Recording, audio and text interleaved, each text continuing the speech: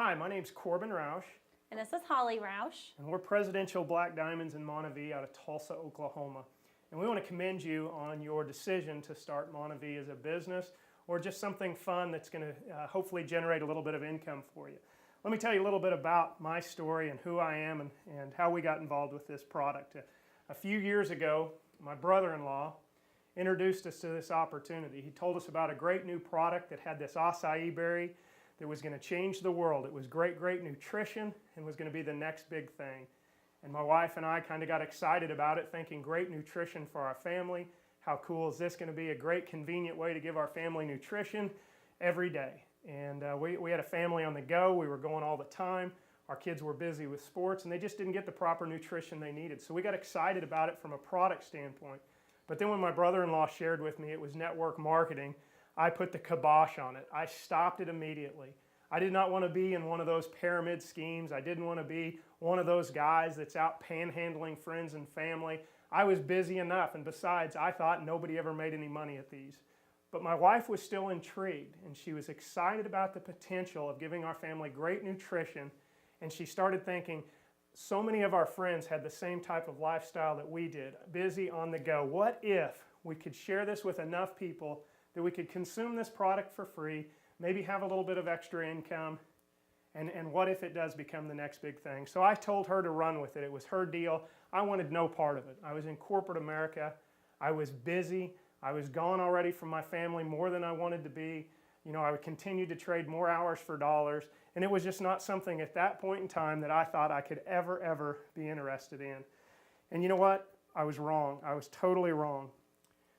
I watched my wife in a 6-month period of time teaching a duplicatable 10-step process really take this on into something fun and something to possibly bring in a little bit of income for the family into making almost as much money as I was making. And she was doing it within 6 months, and I had spent 14 years in a career trying to make that kind of money and provide my family that kind of a lifestyle. So I just was not interested. And then something changed for me. I remember we were on a vacation one time and we were in Phoenix, and my wife came to me after Christmas, after we'd had a wonderful Christmas with our family, buying gifts, and she said, hey, I want to take a vacation to Phoenix.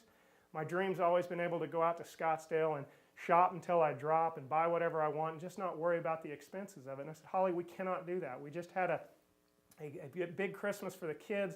Credit cards have been spent. We need to pay all this off before we go do something like that. And she says, no, I'm going to do it, and I'm going to pay for everything on my Montevideo card. And I was kind of taken back by that, and I really didn't believe. I didn't know how much money she was making at this time, and I didn't believe that she could really afford to go do it, but it was her desire and her goal, so I said, let's go do it. And so we went out to Phoenix, and she just had this amazing time, and she was shopping, and she was buying things, and I saw how happy she was, and everywhere she goes, from our meals to our hotel rooms to massages to all the shopping was put on her Montevideo debit card. And I just was amazed by it, and I remember one morning she went out shopping, and I stayed by the pool. And as I was by the pool, I had learned to log on to her computer. And I got in the back office, and I saw people. I ran the report for new distributors, and I saw all these people joining her business while she was playing. And so that kind of intrigued me, and as I called back to the office to see what was going on at my work, nothing really was being done. I had a voicemail full of people calling, wanting to know where their parts were and their orders were and why people weren't returning their calls. And I got really frustrated because my wife's out having a great time and her business is growing, and I go on vacation with my traditional business and nothing's growing, and it just didn't make sense. So that was kind of an eye-opener to me, but I still wasn't sold on the opportunity totally. I knew that there was something to it, but how long could it really last? How could anyone really be successful at something like this? And so we came back to Tulsa. I started sharing it with some of my friends and some of my family, but really saying more, this is something my wife was doing. But then an event that changed my life forever was the first diamond trip that Montevideo sent us on. It was to Costa Rica, and we were there with a few other couples. The company was still in the startup stages, a little over a 1.5-year old company, and we get to Costa Rica, and I'm there with some of the most amazing people. And the story of these people was basically the same. They were helping their friends and family that were like-minded, that wanted more out of life, achieve some of their financial goals. And it kind of intrigued me, and it kind of piqued my interest. And I remember I was sitting there with Brig Hart, one of the top guys in all of this industry worldwide, and he just started asking me some basic questions. And he started asking me what I wanted and what some of my dreams were. And I became very disappointed in myself that I really didn't have a whole lot of dreams. I'd quit dreaming. Holly and I were dreamers when we first got married, but with corporate America, we started getting bogged down. We started getting busier and busier, and we just continued just to chase the dollar, but our dreams just slowly kind of evaporated. And Brig got me dreaming, and he got me thinking, what if? What if I could go back to Oklahoma and build this with my family and with my wife? What if we had a business growing not only in Oklahoma and the Midwest, but what if we could have a business growing all over the world? Wouldn't that be something? And he shared with me the power of duplication, the power of twos, the power of exponential growth. And when I really saw that, I was hooked. I knew I finally had me a business that could self-replicate itself and grow way beyond what I could do by myself. Because at my job, there was only so many more hours in the day and so many more hours in the week for me to be able to perform and be able to bring in more money. But in this industry, through the power of duplication, I learned how you could grow a phenomenal business by not doing more and more by yourself, but finding the people, finding as many people as you can that can all give a little. And when I came back to Tulsa, that leads me to my talk. I came back to Tulsa and I decided I wanted this more than anything. It was worth it to me. And the first thing that my wife told me I needed to do was build a list. In Monavie, I talked about a little bit ago that there is a 10-step pattern of duplication that we teach, a 10-step process. And in those 10 steps, there are 4 income-generating activities. You can do all the other activities and you can do all the other steps, but if you do not put and implement the 4 income-producing activities, you're really not going to go anywhere, and you're going to become frustrated and eventually quit. So I challenge you to dive into these 4 income-generating activities. It will be the most important part for your success and your future in the business. And the one we're going to talk about today is building a list. You need to have a list that is always growing and is always in front of you. You should never scratch anybody off of your list unless one of 2 things happen. They join your business or they join somebody in the business. That is the only time Holly and I scratch people off our list. We do not scratch people off because they tell us no. Because just like me, it took me 6 months to finally say yes. And if somebody would have scratched me off the list or Holly would have written me off, we would not be here where we are today. Times change for everybody, and you never know when the right time comes around unless you constantly have that active growing list in front of you. It's the most important part of getting started with your business is to put the list, put the names down on a piece of paper. When I got on that airplane on my way home from Costa Rica, Holly said, I want to see 50 names on paper before you get home. And I said, Holly, I don't need those on paper. I got them in my head. It's a mental list. And she told me, no, write them down on paper. And I soon learned why. Because if all you have is a mental list, you're going to go out and you're going to become excited. And you're going to go and talk to a lot of people. And what's going to end up happening, because you have not mastered the art of the invite that you're going to be taught about later, you're going to go out and tell people too much or not enough. People are going to tell you no. You're going to get your first 4 or 5 no's. You're going to have a mental list of 10 people. And what's going to end up happening is you're going to become frustrated. You're going to think, oh my gosh, 5 no's. I only had 5 more people to talk about. And you're going to quit before you really even got good at what you were supposed to be doing. But if you put those names down on a piece of paper, get 100. That's my goal for you. 100 names on a piece of paper. Then if 4 or 5 of the first ones tell you no, guess what?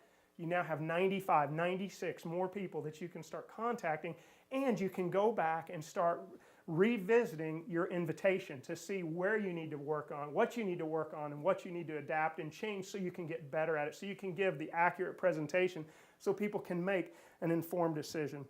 So really, how do you build a list?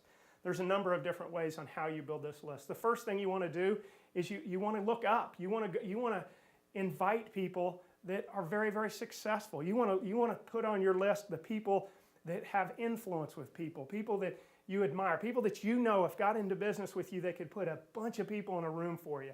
That's the first people you put on the list. Then you put the people that are just like you, your peers, the people that you're running around with, and the people that have the same desires, that are like-minded as you, and that ones that are always looking for opportunities, the entrepreneur friends and stuff. And then what you want to do, and this is something Holly and I were not very good at the beginning, is you want to reach down to the people that maybe want more out of life and have never really had the opportunity for whatever reasons. So we are doing now all of them. We're reaching up to the people of influence, we're reaching across to our friends and our family, and we're reaching down to the people that might just be looking for an opportunity to bail themselves out of where they're at. So that's how you really originally start your list. But remember, the lifeblood of your business is an ever expanding and growing list. You never want to prejudge anybody when you're building your list, because you never know. You know, somebody might have prejudged my sponsor, Bo Van Pelt, and said the guy is a PGA golfer that makes plenty of money. He would never want to do this. Thank God that Bo's sponsor did not prejudge him and shared this with him, because who knew that that guy would have a sister-in-law named Holly Roush who would go out and become a presidential black diamond in this business. But because someone did not prejudge, it has changed so many lives and brought in so much value and income to so many people around the world, because that one person did not prejudge. Also, do not pre-qualify him. Don't assume that that guy's going to be the next black diamond, and don't assume that that guy's never going to do it. Just always remember, we're going to build a list, a fluid list of anyone and everyone you come in contact with. So who goes on the list? First thing I always tell people, open your phone. Go to your phone contacts. Build a list of every single person that's on your phone. Write those numbers down, write those names down, and those are the ones you're going to initially reach out and contact to. Then, who are you going to go after? Email list. Go look through your emails. Who you're constantly emailing? Who's constantly sending you emails? Write those names down, put them on the list.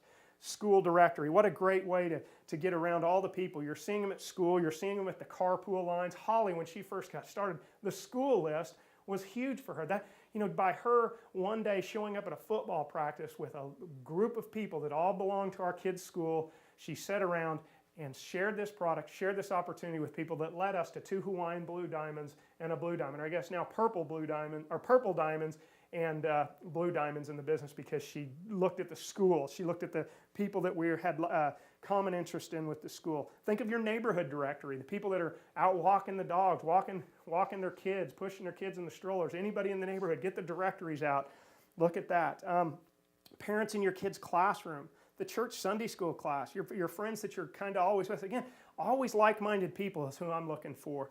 You know, your doctors, the lawyers that are out there. We've got so many doctors joining the business right now because they're nervous about their future. They don't know where the society's going and healthcare is going and things like that, and they're looking for additional ways for multiple streams of income. One thing I've learned is the most successful people in life have multiple streams of income, and this is an incredible stream of income for a lot of people that are very successful. So your doctors, your lawyers, go to the dry cleaners, you know, go to the people that own the dry cleaners, go to the person that gives you great service at the dry cleaner, go to the pharmacist that you see on a regular basis, your kids' teachers, your kids' coaches.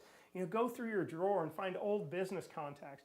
Go to the college, your old college friends that you ran around with, your high school friends, you know, work associates, people that your subordinates. Go to your boss that's really a great manager and you really respect him.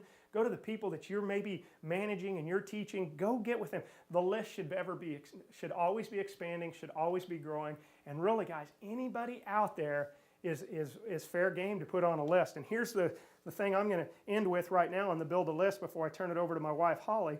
I want you guys to understand that when Holly and I are building our list, we don't want any axe murderers in our business.